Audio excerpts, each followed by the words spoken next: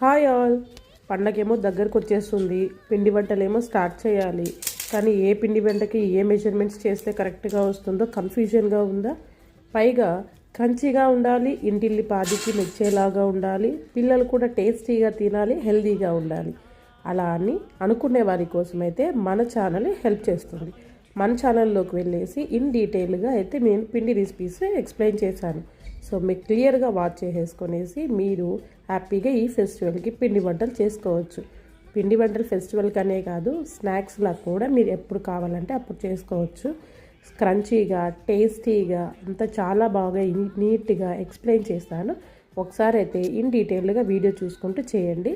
నేను లింక్ అయితే వీడియోలో ఇక్కడ రిలేటెడ్ వీడియోస్లో వచ్చేసి లింక్ అటాచ్ చేస్తున్నాను. సో మీరు అక్కడ వెళ్ళి వాచ్ చేయండి.